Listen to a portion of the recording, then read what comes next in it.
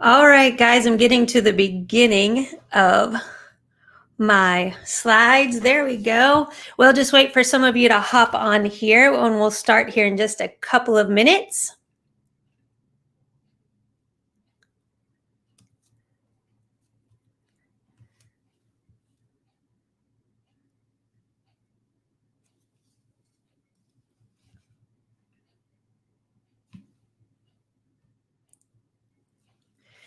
All right, just making sure all of our stuff is working. All right, there we go. I'm waiting for comments to come in to make sure that we're all working. Perfect. Okay, well, my name is Renee, and if we have not met, so good to meet you. Today, we're going to jump into eliminating procrastination. And some of you, when you had signed up or you sent me a message, just put on some areas that not only do you need help with leadership, but the areas of procrastination that really get you, but also the areas that maybe your kids are struggling with procrastination or the team in which you work with. So we're just going to go ahead and we're going to dive right in so that I can honor your time. So here we go. Intention and action. And, part of the gap in between those things is that we have the best intentions. And maybe you're one of those people that can talk a plan or vision like nobody's business.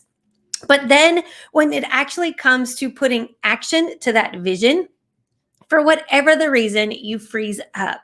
All right. And so for some of you, people have told you that you're lazy. And maybe sometimes we are lazy, right? That we don't want to do the hard things that we don't enjoy doing. But a lot of times, what we find when it comes to procrastination is it has a lot to do with fear and insecurity, and also something that we like to call the imposter syndrome. And we're going to get to that just a little bit more as we go throughout this webinar workshop. Here's what's so interesting when it comes to procrastination. If I were giving this, workshop inside of a high school or with a group of CEOs, everybody can relate that there are areas that we procrastinate. And so this is one of those areas that is a personal leadership development item, no matter where you're at in, the span of your life, whether you're young or old. And we'll get into that a little bit more. Here is something that I want you to just sort of process with me here at the very beginning. I want you to hang out with me throughout the entire process. Even if you think that it's something, maybe I hit on your reason why you procrastinate and you want to tune out, I want you to hang in there, because part of everything that we do at Leadership Living is to help you, one, to grow yourself as a leader, but two, to be able to help grow leaders around you. And you can't grow leaders around you unless you are growing in understanding other people's areas that they have strengths in and their areas of weakness. Everything that we do at Leadership Living is to help you be the leader that you are called to be and to start living your best leadership life today, whenever it is that you're watching one of my webinars or attending a workshop. Okay, I want you to know that procrastination is dangerous. There's actually a ripple effect if you are one of those people that are procrastinating. Oh, yay. I see Dean and I see Mary. I have the comments popping in, so that's pretty cool. Okay, here we go. Now is the new later. Okay, I'm just going to give you a really simple definition of procrastination, and I'm going to read my notes because I don't have them all memorized. So here we go. It's the action of delaying, postponing, or avoiding doing a task. And you see these like cute little coffee mugs or t-shirts, and I feel like there could be a lot of them, and there probably are, about procrastination. And unfortunately, we some people identify as this procrastinator and they're like, well, that's just who I am. I'm always going to be late. At the family dinner, I'm always going to be late. I'm going to be the last one into our work meeting. I'm late for church. I'm late for a community event. I'm always late to my kid's softball game. You know what? I'm the CEO of a company. I'm late to everything because I'm just so busy. And here's what I have to say to all of that is we can come up with every excuse that we want to, but simply put, do you want your character to be known as somebody that is flighty, flaky, not on time? And a lot of times we have put off things that have caused our schedule. It's like on the freeway, like just a crash. And our schedule starts to back up on one another, and we can't make up the time throughout the day. And I would say not always, but normally the number one culprit is not just time management, but procrastinations on things. And we will get more into that.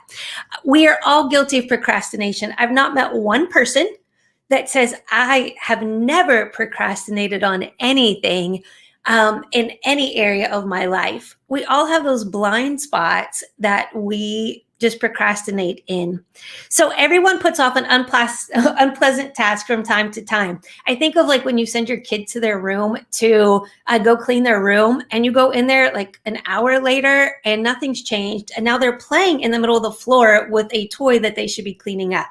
You give them the, hey, I really need you to do this. And then you go back and you check, and guess what's happening? They're still putting off cleaning their room by.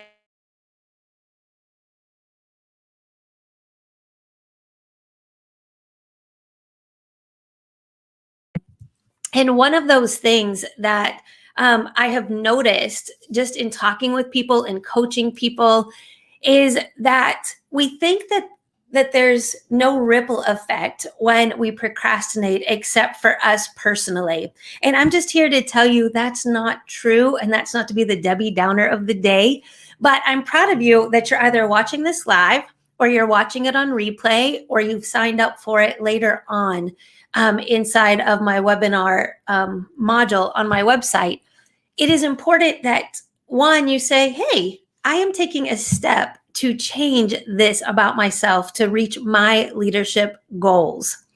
Okay, we're going to talk about, as we go through today, what are some ways that procrastination can actually negatively affect you, your life, family, work, but also those around you. And, if chronic procrastination, for example, extends to the matter of health and self-improvement, you could have adverse outcomes to your health. Do you procrastinate about taking care of you? And we have all known people that didn't take care of their health, and then there was a ripple effect to that. Okay. So procrastination is way more than a teenager not getting their work done or you being late to the family potluck. You know what I mean? So here are some dangers. According to the research, 20% of the population are considered true chronic procrastinators. These are not people that just procrastinate in one area, or they just don't want to hit that deadline, or they're overwhelmed or have a fear of failure.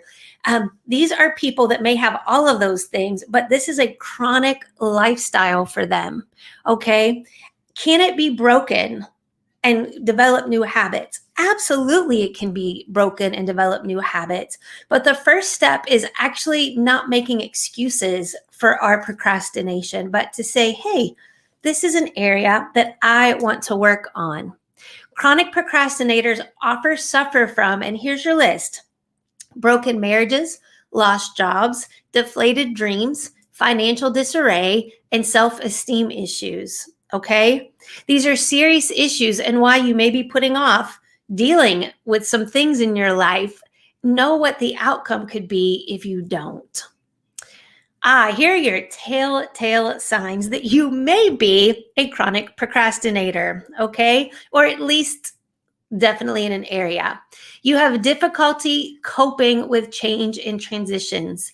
And again, you don't want to be one of those people that say, well, I just don't like change, because change is guaranteed in your life.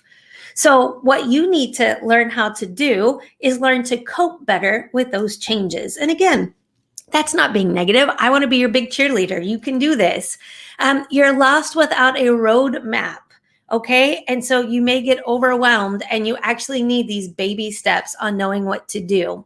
You are chronically late. We were just joking with my son and daughter-in-law, and they were over for dinner, and my husband got this new really cool grill, and it's a pellet grill. And so we're just learning how to do some things with it. Okay, I say we. He was learning to do some things with it. And for whatever the reason, it wasn't heating up quite as fast. So we ate a little later than what we had told them. And we were joking that, sometimes when you're invited to people's homes, whether it's friends, families, whatever it might be, that they are chronically either late coming or they say dinner's at 6 and it's not going to be till 7, right? And so we were joking about that. I'm like, oh, just call us one of those people for today. But all joking aside, that's not what we want to be as our normal, okay? Your to-do list is never ending. Listen, and I know everybody's got a long to-do list, but the stuff just keeps carrying over to the next day and the next day and the next day until you look back and said, oh my goodness, I said I was going to take care of this 3 months ago. You focus on non-essential office work instead of doing what needs to get done. Now, I'm just going to be honest with you. Anytime I'm doing these leadership items, I'm always preaching to myself as well, because we all have room to grow. My mode of procrastination is cleaning. I love to organize. I guess organizing more than even cleaning. But those two kind of go hand in hand. So if I am overwhelmed at doing something or I'm just feeling a little insecure about it, I'll just be honest. I have justified it in the past by, well, everything's organized and clean. And you probably have your own coping mechanism, whatever that happens to be, to say, hey, I'm going to go have friend time. I'm going to go golf. I'm going to go out with friends. I need some me time. We can justify procrastination 100 different ways. Okay, here's your challenge. We all have different reasons for procrastinating. And so you have to understand what your main reason for procrastinating is, so that you can get to the root of that issue and to be able to create change. Because a month from now, a year from now, I want you to say, I used to procrastinate in this area and I have overcome that procrastination by doing XYZ, right? Because then you can help someone else. So we're going to jump in to look at the common reasons why people procrastinate. Perfectionism. This one is a tough one. And I'll be honest, if I were to look at any of these for me personally in areas that I have procrastinated, this is a big one for me. You need to know that you're looking for progress, not perfection. And that's huge. I feel like that should be the mantra on all of our desks above our bathroom mirror. So whether you are trying to get healthy, whether you are trying to get your team at work to communicate better, maybe you're trying to get your kids to, help in the house more, you're trying to, launch a business, whatever it happens to be, progress is more important than perfection. Okay. So perfectionism may seem like a good quality, right? You're like, oh, they are such a perfectionist. Everything has to be perfect.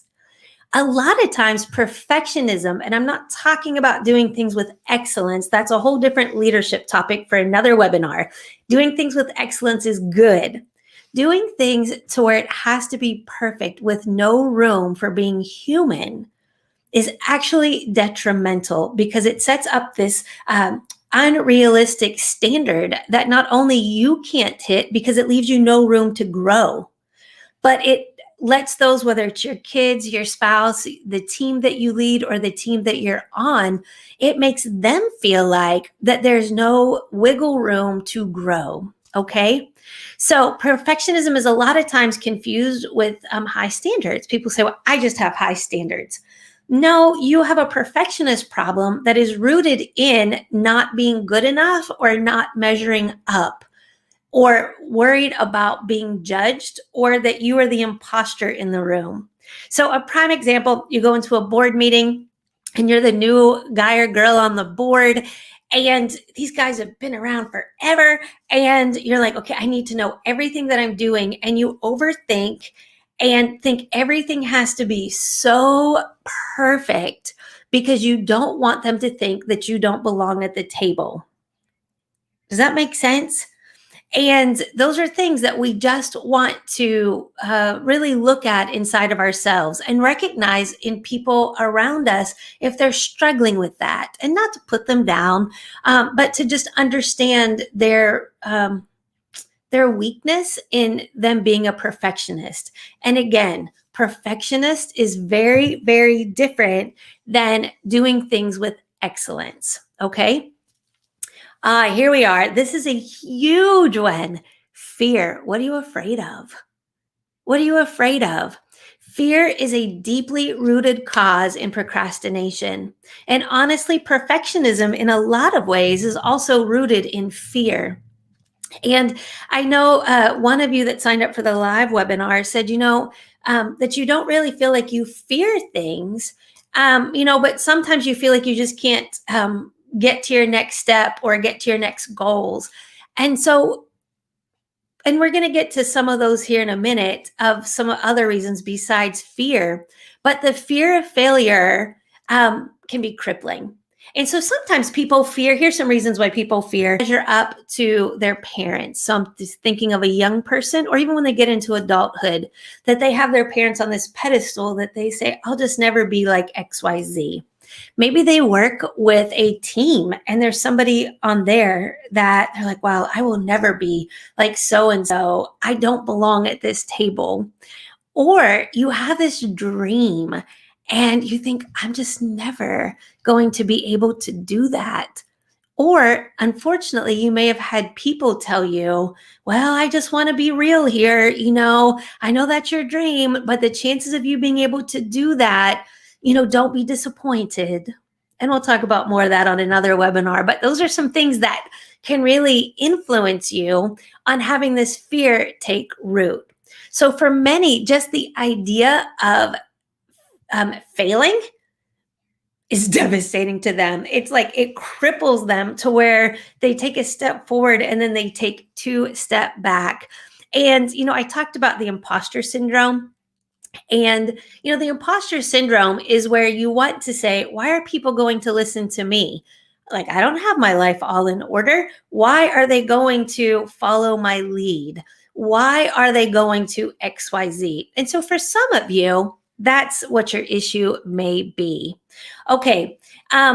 This whole fear of failure, okay, it comes as a final result rather than a stepping stone. And so what you don't want to do is see failure as this permanent stain on you, on your reputation, low self-esteem. You need to think like Thomas Edison when I think it was like 1,000 ways that he tried to invent electricity or a light bulb. One of you can comment if you know what I'm trying to say. But here's the point that actually matters is he said he didn't fail 1,000 times. He now knows 1,000 ways that won't work. That is one of those things that when you fail, I want you to fail forward. And that's one of the things that we talk about in our certified leadership clubs and trainings is what does it look like to fail forward towards your goal? Okay. And then you don't have all this pressure on you, which is amazing because there is no pressure. Part of why we procrastinate is we feel like we have to prove ourselves to someone. And I just want to tell you, you don't. You do not have to prove yourself to anyone.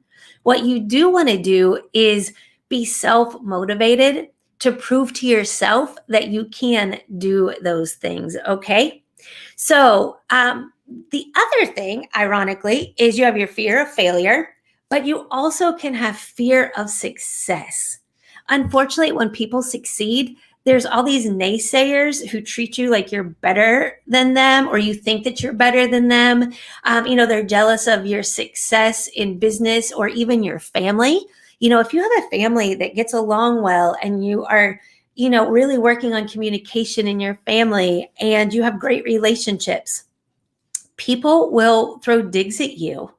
And so sometimes we actually have a fear of failure because people can even be negative at our wins. And so here's what I want to tell you about that. There's always going to be somebody that doesn't like you, that is jealous of what you do, or they think you have wrong intentions. And just remember, you don't have to prove anything to other people. You just have to be the best leader that you can be, right? And have a humble heart. Oh, this is a great one. So now that we're out of fear of success and fear of failure, let's talk about lack of motivation. Okay. Procrastinators often think that they must be fully motivated to start a task. And so they're like, I'm just not feeling it. I have no motivation.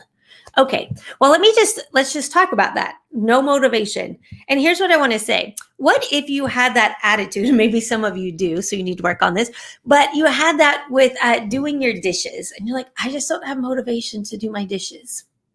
Well, so you don't do it because you don't feel inspired, right? Well, eventually there's the ripple effect and the consequence is one, your house is going to stink. People are going to see your kitchen and be like, that is nasty, right? And third, you have no dishes to eat on. So there's like this consequence of having this no lack of motivation, right? Here's where people try to do like the cart before the horse, so to speak, is they think, well, if I'm motivated, I'm going to get my task done. But here's actually the truth of the matter, is that when you start to get your tasks done, it actually leads to more motivation because you're seeing progress. Okay. And the biggest thing that stands in our way is we're quitters. Each of us can think back to a time where we just quit. And then time goes past and you're like, man, if I had just stuck with it in that particular area, I would be seeing such progress right now. And then you have to start over, right? A lack of interest. This sort of goes with motivation. Tasks that we don't want to do, that we're like, this is not my strength. This is not my skill set. I just don't want to. Just because you don't want to do it does not mean that you shouldn't, right? Parents don't love getting up in the middle of the night to feed their baby or to make breakfast or to shuttle their kids, to school or to ball practice. But we all have to do things that we don't want to do. So maybe you are a salesman at your company and you're like, I love people. My strength is I sell things, right? I'm a salesman. If it weren't for me, our company wouldn't make money. I am the face. I do sales. I don't do paperwork. That's somebody else's thing. I don't do paperwork.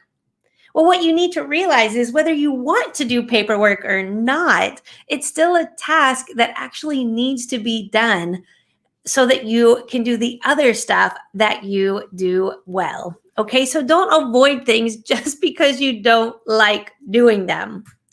Okay, distractions. Don't let distractions get the best of you. I told you what mine is. I'll go organize something because I feel like that is healthy, Or my newest one is I'm like, oh, you know what? I can get an exercise in because I'm really working on my health right now. Oh, yeah. That's a good focus. I'm going to do that. And so when I say that we're all in this together, in every season of your life, you will be tempted to be a procrastinator in an area of your life. So from emails to social media to organizing, working out, and again, none of those things are bad, but when they are actually why we're procrastinating, it's not great. Okay. So we're going to talk in a minute about how to overcome some of those distractions. And at the end of this workshop, I'm going to give you some particular things for you to do, because I never want you to walk away from a webinar workshop with just maybe a little motivation or a new way of thinking without a way to actually engage to create change. So here we go. We're now going to work on changing what that mindset looks like, okay? So if your tendency to procrastinate is related to perfectionism, okay, you may need to reconsider your mindset. The fear of making mistakes is associated, are you ready for this? Is associated with having a fixed mindset, which Carol Dweck's book, Mindset, and I have to read the title because I won't remember, The New Psychology of Success. And in her work, this is what she says.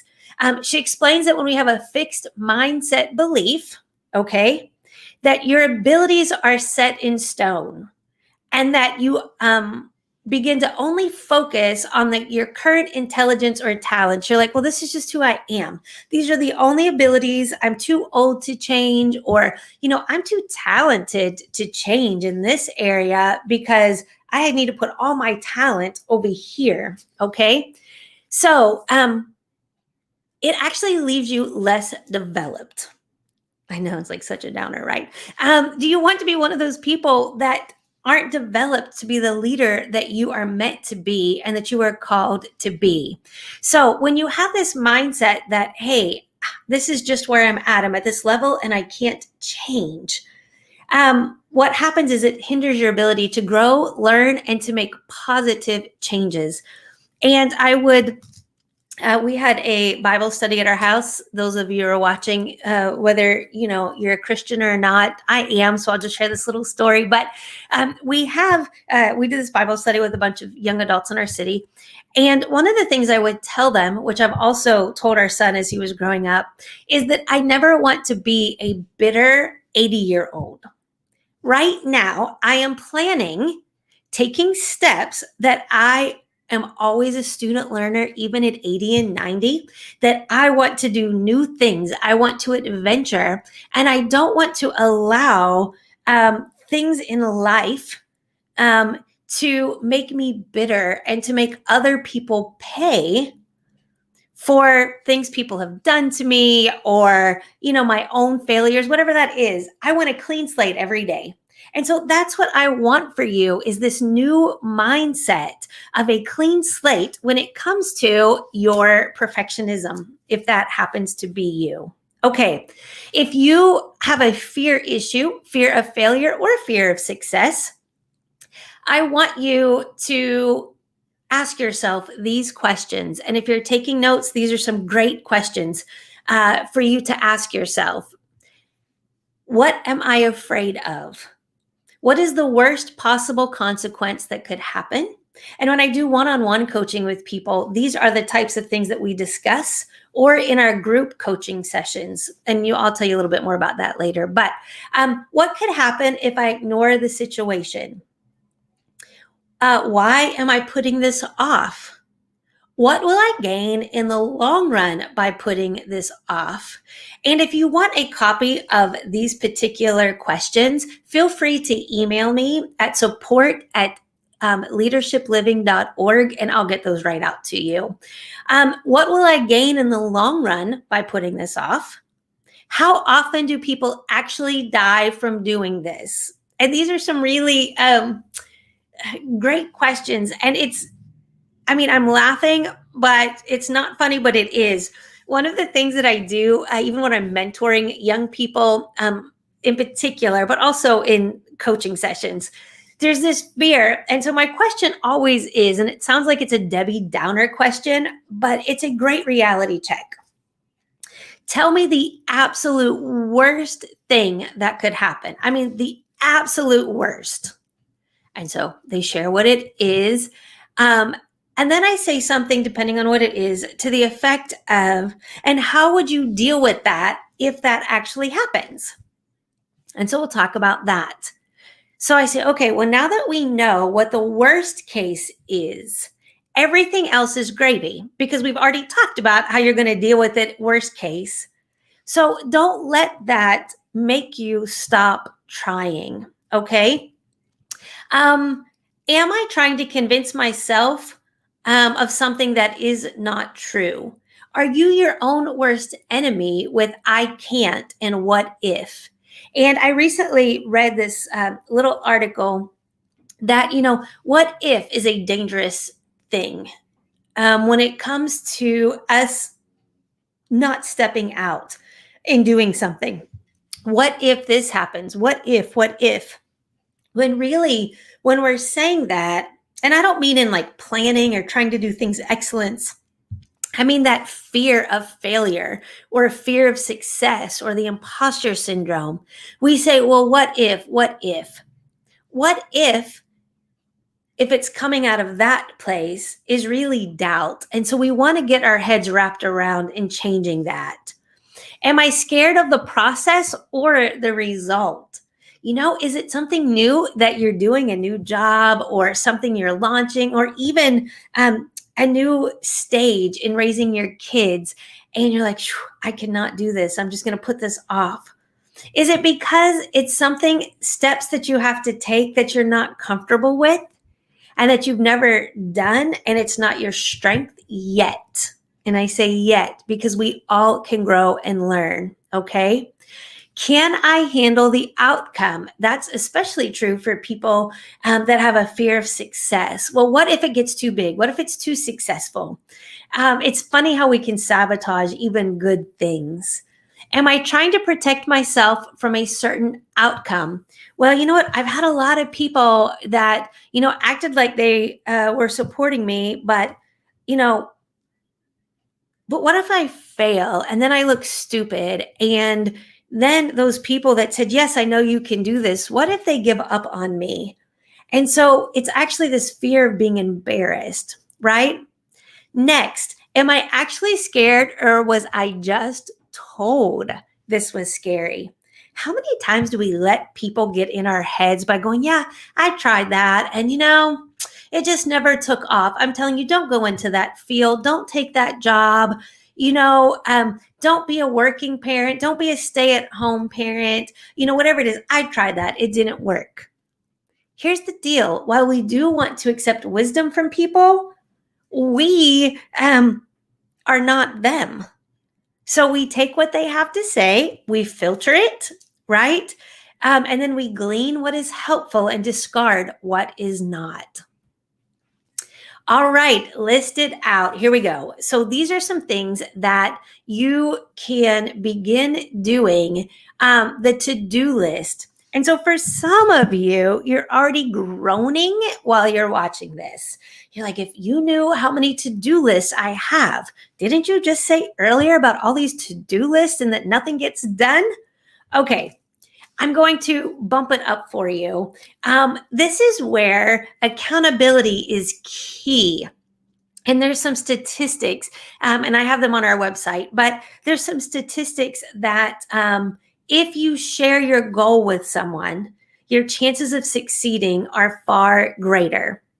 If you have a one-on-one or like a small group accountability with deadlines, it's like 90% that you're going to hit those. So when I talk about being part of one of my leadership coaching groups, or, through another accountability group, it doesn't have to be with me, but I would encourage you to find people that help you keep accountable and encouraged, okay? So you're going to add specific deadlines to each task. So let's just say that it's about your health.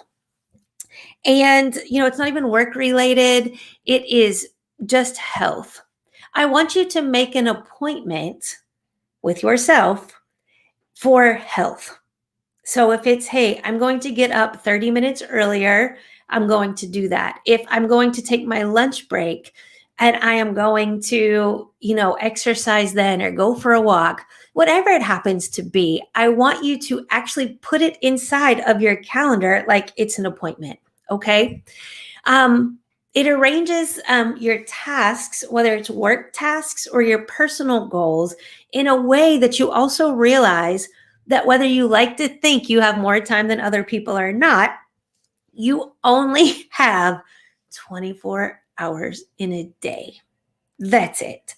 And so when I'm coaching with people and I'm helping them with their time management, it's amazing what happens when we begin to write down, hey, this is when we're sleeping, right? This is when, we're driving into the office.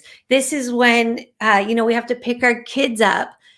You start to realize how much time that you have. And so part of procrastination, in all seriousness, in overcoming that, is learning that you may have too many expectations for your time. Okay. And that you are just trying to cram too much in. And we will talk about that on another webinar workshop on time management, but I just want to toss that out to you. Okay. So when you're adding a specific deadline to that task, it just helps you see the progress that you're doing. And I'll tell you, there is a lot of great task style apps out there, and they're not for everybody, because for some people, they get so caught up in the system that it's just a distraction. They're not actually getting their list done.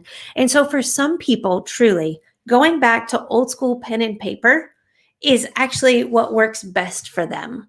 And so again, it is what works best for you. You're not competing with other people. Baby steps. Here you go. Nothing fosters your procrastination like having this daunting, long project ahead of you. Okay. And if you're one of those people that are, maybe you have ADD or people tell you that you do, and you're like, I procrastinate because I just get overwhelmed. I am telling you right now, that does not have to be the end of your story. It just doesn't. You can change that. You just have to do what works for you. Okay. So to avoid being overwhelmed and feeling defeated before you ever start, it's like where you put so many things, because you tried this calendar system, and you put so many things in your to-do list that day that you wake up, and like what most of us do, be it good or bad, the first thing we do is we look at the time and we get our phone and we check our emails and messages, and then our calendar. And then we think, I have so many to-do lists today. I just want to crawl into bed, put the covers over my head, and just not deal. Okay. That's why I want you to break it down into baby step portions. And for some people, when I'm coaching with them, it is honestly taking everything off their schedule, besides things that they can't change, like picking your kids up from school, right? And start to rebuild what their day looks like, so that it's very manageable for them. Okay. And when you get these bite-sized portions done, you feel a sense of accomplishment. So for instance, maybe what would work great for you is that you set a timer, and for 45 minutes, or an hour, you are working hard on a project. Maybe you're a writer and you're like, I have writer's block. I just can't write. I can't think. Or I have to get these emails out to, to our team or to our supporters, to our customers, whatever it happens to be. And you're like, but my brain is just not functioning today. So you set a timer and you work on nothing else, but for 45 minutes to get that done. Now, whether it's done or not in 45 minutes, then you're going to go take a 5-minute break, and then you can hop on social media. You can go for a walk. You can stand up and do some stretches. You can check your phone for messages. You get the idea. And so you're giving yourself these little rewards saying, okay, I don't have to overthink this. I can just do this in chunks of time. Okay. And again, the times are different depending on, what you're applying this to. And so you can cater it to you. Okay. So let's talk about removing certain distractions. So I told you about, organization or cleaning, but honestly, I think most of us also have an issue with, it's like squirrel, shiny object. Well, I'm going to open up this tab and I'm going to research those flights we're getting ready to go on vacation, or, oh, I need to email so-and-so back, or, hey, you know what? Oh, I need to check my messages. Oh, I better check Facebook. Well, I wonder if so-and-so posted on Instagram. Oh, well, I wonder about that conference that's coming up. And we just go all squirrely, right? And so we start doing all of these things. There are actually apps out there that, and if any of the things that I'm mentioning, you're like, hey, tell me more about that, just shoot me an email at support@leadershipliving.org, and I'd be happy to do that. But there's actually apps out there that you can have on your computer, on your phone, what have you. And it actually blocks out all other windows. So writers actually use them a lot so that they're not distracted when they're writing. CEOs, so that they can stay on task. So there's lots of those things. So these are just a handful of items. Block certain websites. Delete games and apps in your smartphone. If you realize that you need to give yourself a timeout, be mature enough to give yourself a timeout from things. Just delete those apps and say, hey, for the next 30 days, I am not going to do that. I've seen people do that with, like, they don't watch TV for a month because they're like, I'm wasting a lot of time that I could be doing other things. Okay. Another thing, put your smartphone on airplane mode, right? So that you're not getting all of these notifications. Wear noise canceling headphones. If you are in a work environment that people's conversations distract you, pop in noise canceling headphones, okay? Close your door. If you work in an office where, Sally loves to come and talk, shut your door. Shut your door. Let your team know, hey, I'm really trying to be a better steward of my time. And so I'm not being antisocial. I really want to connect with you all, but I really want to make sure that I get as much done in the least amount of time as possible. And so I'm really working on this area of my leadership development. Guess what? They probably need to do the same. Okay. So it's a great way to lead. Tackle the hard stuff first. Think of those things that I told you that you don't like to do. Now, here's what I want you to do. Do that first. If you hate making phone calls, you know what? In the morning, depending on the types of phone calls, if they can be before business hours, you could even do that while you're getting ready. And you're like, you know what? I'm going to go ahead and make that one phone call. I'm going to go ahead and get that email report into my boss. And so you just do it first so that you're not dreading it. Because here's the thing, you're going to have to do it eventually if you want to reach your goals. So rip the Band-Aid off and do it first.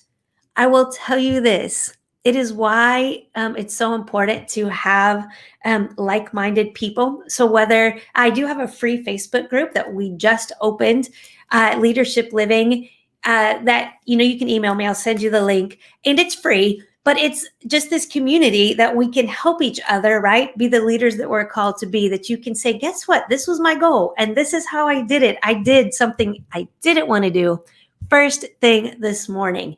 So get the hardest job out of the way. All right. Here we go. 2 minutes. This is a psychological thing. And so for some of you, this is going to work great. Can you do anything for 2 minutes? 120 seconds. So maybe let's just talk about writers. They have writer's block. And they're like, oh, I just can't.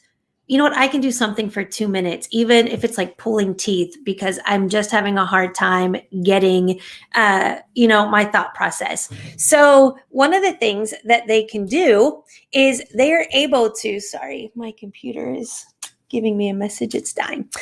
So one of the things that they can do is they are able to say, okay, for 2 minutes, I'm going to write. 2 minutes, I'm going to do this email. 2 minutes, whatever it is. And what actually ends up happening is you end up going a little bit farther than what you would have otherwise. And before you know it, you're at 10 minutes or something like that. Okay, hold yourself accountable. And when I talk about, being with one of my groups, or whether it's my free group or my paid coaching clubs, it's not just a sales pitch. It doesn't have to be with me. Go, get a group of friends and, just simply watch my free webinar workshops that I do several times a month. whatever it is, with your team, get accountable to help you meet those goals, okay? Because there's something really great about, I'm thinking of health goals. And so I'm working on my health right now. And not only does my husband, we're doing it together, but also my sister. And so we're able to, she lives in a different state, and we're able to, check in almost every day on our frustrations, on our wins, when we, have blown it, when we've been lazy in our exercise, whatever it happens to be. It's so great to have people that are doing life with you. Okay. No more excuses. And if there's something that I really want you to walk away with, is that I want you to warrior up when it comes to changing this part of your leadership lifestyle. Because leadership is a lifestyle. It's not just for work. It's not just for home. It's character of who you are. And I just want you to say, you know what? I am not making excuses anymore. I am not going to justify it. I am going to find myself a group of people that want to lead well, be humble enough to learn, and to be fearless enough to grow. Okay? So I don't want you to be stressed. I don't want you to think that it's too risky, it's too stressful, you're too young, you're too old. I mean, the lists go on for excuses. I just want you to do it. I want you to take action. I just want you to put one foot in front of the other and say no to perfectionism, no to fear, no to being overwhelmed, and say, I don't choose those things anymore. Instead, I choose to create new leadership habits that do not include procrastination. Okay? Okay, here's how you can practice accountability. One, is you can join my Leadership Living Facebook group, which is a free group. And I'll post in there when we're doing free webinar workshops and also for some of our paid programming. But I always have free stuff because I want to meet you where you're at right now. Okay, so I want you to put it into practice. Okay, as we are coming to the end of our time today, I want you to remember that procrastination can be confused with laziness. But most of the time, I mean, sometimes we're just lazy, but most of the time, it's not laziness. It's needing to learn how to have new habits. Okay, that's all it is. Learning new habits. That's it. Okay, so stop overthinking how much needs to be done and just start doing something. Make it very, very simple. Okay. Now, I have a list of additional resources, and I'm going to shoot those off to you in an email. Those that are watching it live, I'm going to send these to you in an email. You also can email me at support@leadershipliving.org for, again, anything that I've talked about that you just want more info, or you want another group of resources. I would be happy to do that with you. Okay. So I'm so proud of you. Can we just say that? I'm proud that you showed up, whether you're watching it live, you're watching it on replay, or you are watching it in our webinar library that's open up to our members later. Whatever it is, I'm just thankful that you took the time to say, I'm ready to learn and I'm ready for change. Okay. So I'm going to just give you 3 ways to stay connected, not just with me, but of ways that I can serve you in your leadership journey. Okay. And so one of those, and I'm looking at my side screen here because it's up a little bit bigger for me, but I want you to start living your best leadership life today. That's it.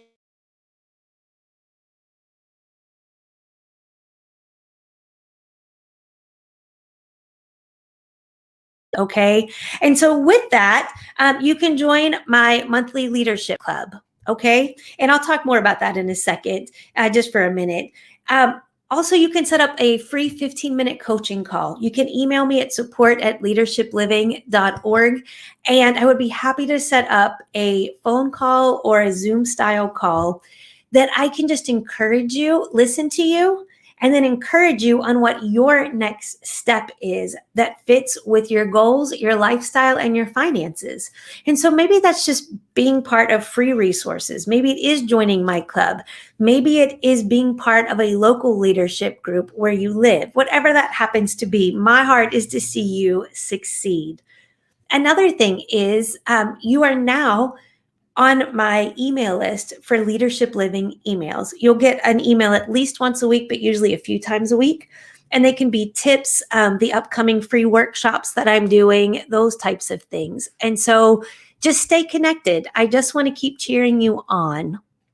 And this is our last slide that I just want to explain to you a little bit about what our club membership is. And you may not be ready to invest in something like this right now, and this isn't to sell you, this is to help you, but to just let you kind of wrap your brain around it, okay?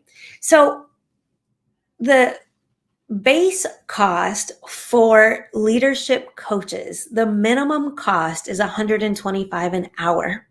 And I realize that for a lot of people starting out in their leadership journey, that's just not something that is in their budget. That's just, as much as they want it, it's just not something that they can swing right now. And so I've created a leadership club to help people get their feet wet in having a leadership coach. So on Mondays, again, I'm looking at my screen of what you're looking at here. I do Mastermind Mondays, and I'll have 2 time slots that you can do, one in the evening and one during the day. And masterminds are certified leadership material that a certified leadership coach has to teach. And it's meant to be small. 2 to 10 people normally are inside of each one of these groups, okay? And we're going to make it so you can, maybe one time you can do it in the day, and the next week you can't until the evening. You can pick which time slot that day that you want to join in. And if you can't make those, there are parts of it that we will record and that you can watch the replay. Some just due to certified leadership things, some we can't do replays on, which is why we try to give you multiple options of the day. And then Tuesday office hours, which is kind of cool. So imagine that there's an area, maybe procrastination, and you're like, hey, I watched that free webinar, that you did, and maybe we're talking about something else in our mastermind on Monday, and you really just want to unpack it. I will have open office hours, and you would have a Zoom style link that certain hours on Tuesday, any of you inside of my club can hop on. Sometimes you're going to be the only one on the call, and it's like getting a one-on-one coaching, right? Without paying the $125 an hour to begin with. Okay, or there could be a couple of you on there, and some are just in there, they have a question, or maybe you just want some guidance or to share a win or to share frustration, and you're on for 5 minutes and you'll hop off, okay? The next thing is, as we continue doing these webinars, you will see how a whole library is created, and our club members get access to every webinar that I do, okay? The next is member-only podcasts. And so we will put these in podcast format that only you guys will have access to on a lot of my teachings. And then we're going to do bonuses and mini courses. And so maybe some of you are, you lead teams, you're doing team management. And then for some of you, you know what, it's family is what you really want to apply leadership to.